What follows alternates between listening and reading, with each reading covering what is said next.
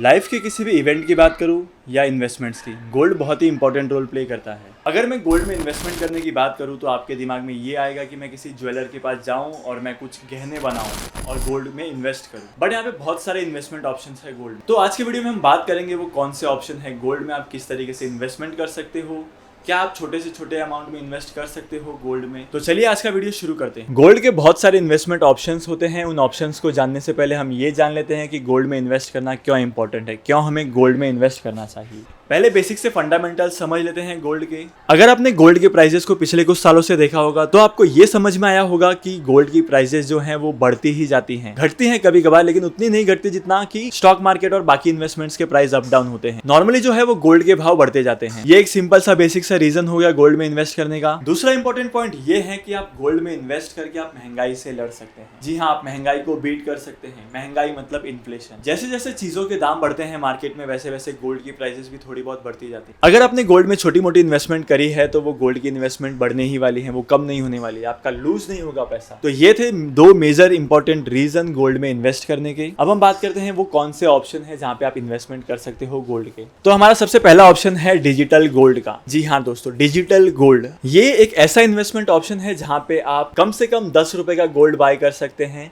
आप यहाँ पे गोल्ड को ऑनलाइन स्टोर कर सकते हैं, वो भी आपके डीमैट अकाउंट में। अगर आपके पास डीमैट अकाउंट नहीं है और आप डीमैट अकाउंट ओपन करना चाहते हैं तो मैं डीमैट अकाउंट ओपन करने की लिंक मैंने डिस्क्रिप्शन में दी है, जहाँ पे आप फ्री में डीमैट अकाउंट ओपन कर सकते हैं। अब बात करते हैं क्या क्या फायदे होते हैं डिजिटल गोल्ड में इन्वेस्ट करने के। सबसे पहला फायदा ये है कि आपको डिजिटल गोल्ड जो है वो आपको फिजिकली स्टोर नहीं करना पड़ता है, वो आपके ऑनलाइन अकाउंट में स्टोर होता है, जहां पर आपको चोरी होने का भी कोई खतरा नहीं होता। सबसे इंपॉर्टेंट बात, यहाँ पे आपको गोल्ड की जो क्वालिटी होती है उसके बारे में सोचने की जरूरत नहीं पड़ती है। आपको यहाँ पे ऐसा रिस्क नहीं है कि कोई डुप्लीकेट गोल्ड या कोई लो क्वालिटी लो स्टैंडर्ड वाला आपको सोना मिल जाएगा। हमारा दूसरा ऑप्शन है गोल्ड सेविंग स्कीम का। आपने बहुत बार सुना होगा गोल्ड सेविंग स्कीम का ज्वेलर्स वाले के पास। यहाँ पे होता ऐसा है कि आप हर महीने एक रेगुलर अमाउंट डिपॉजिट करते हो ज्वेलर के पास से, उसके बाद आप 3 या 4 साल के बाद उसके पास से आप गोल्ड खरीद सकते हो। इसमें फ़ायदा क्या होता है, आपकी सेविंग भी हो जाती है और बहुत सारी ज्वेलर्स ऐसी हैं जो आपके डिपॉजिट्स पे आपको इंटरेस्ट भी देती है, तो ये आपका एडिशनल इनकम का सोर्स हो जाता है।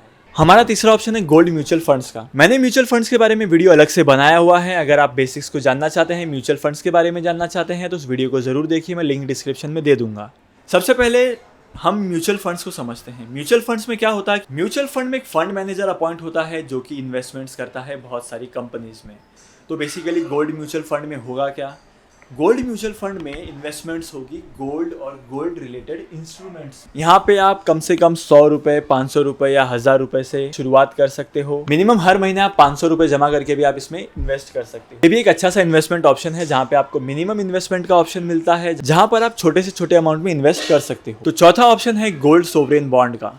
इस गोल्ड सोवरेन बॉन्ड पे मैंने अलग से वीडियो बना चुका हूँ और उसे डिटेल में एक्सप्लेन किया है, जिसकी लिंक मैं डिस्क्रिप्शन में दे दूंगा, आप वीडियो को चेकआउट कर सकते हैं।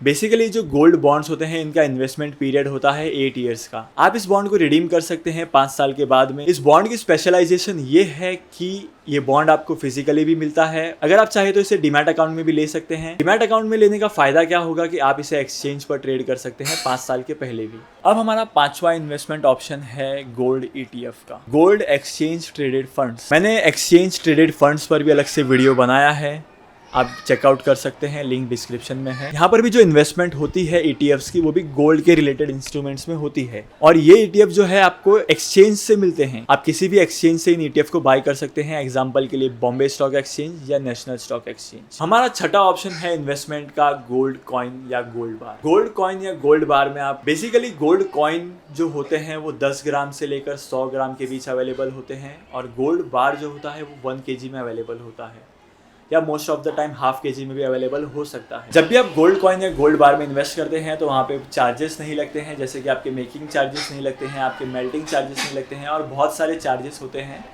जो नहीं लगते हैं। इससे फायदा ये होता है कि आपके बचत की बचत भी हो जाती है और इन्वेस्टमेंट का इन्वेस्टमेंट भी हो जाता है, बिकॉज यहाँ पे बहुत सारे चार्जेस जो है वो कम हो जाते हैं। तो हमारा लास्ट ऑप्शन है गोल्ड में इन्वेस्ट करने का, ज्वेलरी बनाना। ज्वेलरी में इन्वेस्ट करना बहुत सालों से अच्छा सा इन्वेस्टमेंट ऑप्शन माना गया है। इसे हम ट्रेडिशनल इन्वेस्टमेंट ऑप्शन भी कहते हैं, पर इस इन्वेस्टमेंट ऑप्शन के बहुत सारे नुकसान हैं जो कि मैं आपको बता देता हूँ। जैसे कि जब भी आप इन्वेस्टमेंट करेंगे, जब भी आप ज्वेलरी बनाने जाएंगे तो आपको उसके मेकिंग चार्जेस पे करने पड़ेंगे, उसके जो है GST पे करना पड़ेगा आपको और बहुत सारे गवर्नमेंट के टैक्सेस होते हैं। जब भी आप गोल्ड में इन्वेस्ट करते हैं ज्वेलरी के थ्रू, तो आपको उसमें गोल्ड की श्योरिटी नहीं होती, क्वालिटी की श्योरिटी नहीं होती। आपको पता नहीं चलेगा कि आपको कौन सा टाइप का सोना मिला है। अगर आप यहाँ पे कुछ भी बना रहे हैं, जैसे कि छोटी से छोटी सोने की अंगूठी भी हो, तो यहाँ पे आपको मिनिमम 1 ग्राम में इन्वेस्टमेंट करना पड़ेगा, जो कि कम से कम आपको 5,000 के आसपास पड़ जाएगा। तो यहाँ पे जो है वो आप छोटे से छोटे अमाउंट में इन्वेस्ट नहीं कर सकते हो, जैसे 500,000 में नहीं इन्वेस्ट कर सकते हो। और यहाँ पे गोल्ड ज्वेलरी के चोरी होने का भी खतरा बहुत ज्यादा होता है। गोल्ड की ज्वेलरी को खरीदना और बेचना इतना आसान भी नहीं होता है। जब भी आप ज्वेलरी को बेचोगे या उससे कोई नई चीज बनाओगे, तो आपको मेल्टिंग चार्जेस और बहुत सारे चार्जेस होंगे जो आपको पे करने पड़ेंगे। इसके लिए ये इन्वेस्टमेंट ऑप्शन जो होता है वो बहुत ज्यादा महंगा हो जाता है। इसमें इन्वेस्टमेंट करना थोड़ा सा रिस्की हो जाता है। तो ये थे कुछ ऑप्शंस गोल्ड में इन्वेस्ट करने के। अगर आपने अभी तक गोल्ड में इन्वेस्टमेंट करना शुरू नहीं किया है, तो आपको गोल्ड में इन्वेस्ट जरूर करना चाहिए, क्योंकि ये जो इन्वेस्टमेंट है ये स्टॉक मार्केट की तरफ फ्लक्चुएट भी नहीं होता है